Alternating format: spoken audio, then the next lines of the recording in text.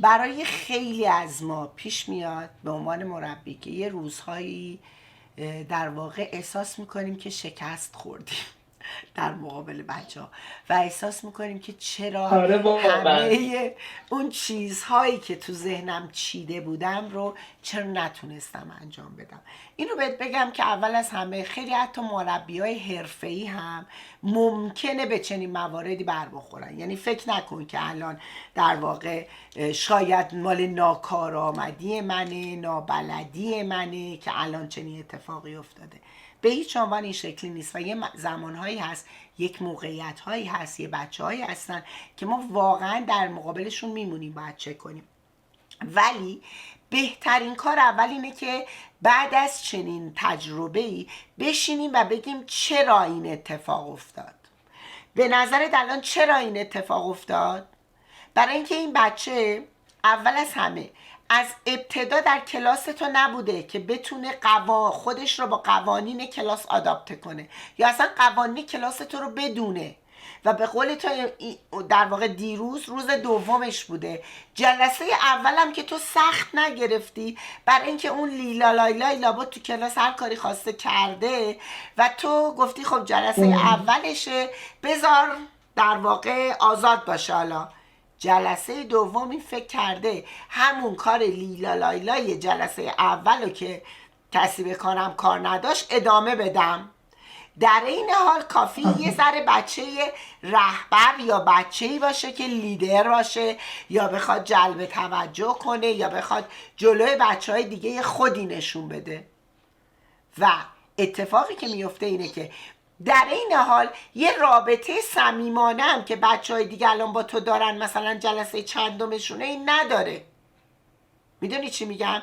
یعنی همیشه وقتی یه بچه‌ای وسط یک دوره وارد کلاس ما میشه یه اختلال اینجوری بچه‌ها به وجود میاد، هم برای در واقع کودک هم برای مربی.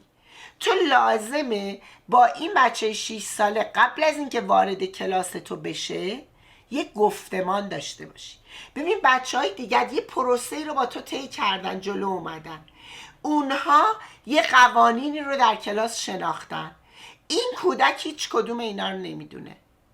تو ممکنه حتی اون روز که داری یه آزادیایی میدی، مثلا ممکنه بگی آرش امروز روز اول توه، میتونی آزاد باشی تو این راه. کمون که من هیچ وقت از این کلمه استفاده نمی کنم. یعنی ممکنه که بگم که بچه امروز آرش ممکنه ندونه چی کار باید بکنه ولی کنار منه، با همین کار رو انجام میدیم، هرچند که باز این خطر رو داری که اون بخواد جلسه دوم جلسه اولش هم زیاد برنامه روش نمیداد، یعنی هرچی بهش میگفتم میگفت نه. بعد من گفتم خب حالا خیلی هم بهش سخت نگیرم. همونجا مثلا بعد یک مورد اوکی، 2 مورد 3 مورد نه، ولی یک جای بعد میگفتی قانون کلاسمون اینه که این کارو میکنیم. خب میتونی بازم میگفت نه، میتونی امروز آرش بشینی ما رو ببینی، در واقع اگه نمیخوای انجام بدی. خب یا اینکه ولی تو در واقع نافرمانی یا یک جورهای سر خود بودن این بچه رو متوجه شدی، احساس کردی که این میخواد خودی نشون بده، حالا حتی حال بقیه رو بگیره. کما اینکه این بچه ها همین چیزای تربیتیه که در خانه اتفاق میفته. یعنی یه جاهایی طوریه که باید حال مامانش رو بگیره در واقع. یعنی یه ارتباط سالم و موثری بین اون و اعضای خانواده پدر مادر وجود نداره. شاید یه جاهایی متوجه شده اتفاقا با نافرمانی، با قلدری میتونه حرفش رو به کرسی بشونه و فکر میکنه الان تو کلاس هم این شیوه رو ادامه بده. ولی لازمه با چنین بچه‌ای برای جلسه بعد قبلش جلسه خصوصی داشته باشی، هم اعتماد سازی کنی باهاش. آره اعتماد سازی کنی که من مطمئنم تو از پس خیلی کارهای کلاس ما خیلی خوب برمیای. من مطمئنم وقتی نمایش خلاق داریم من فکر میکنم تو قابلیت زیادی داری بتونی خیلی از نقشایی که ما تو کلاسمون کار میکنیم و در واقع بتونی انجام بدی، بتونم حتی یه سری مسئولیت ها رو بهت بدم.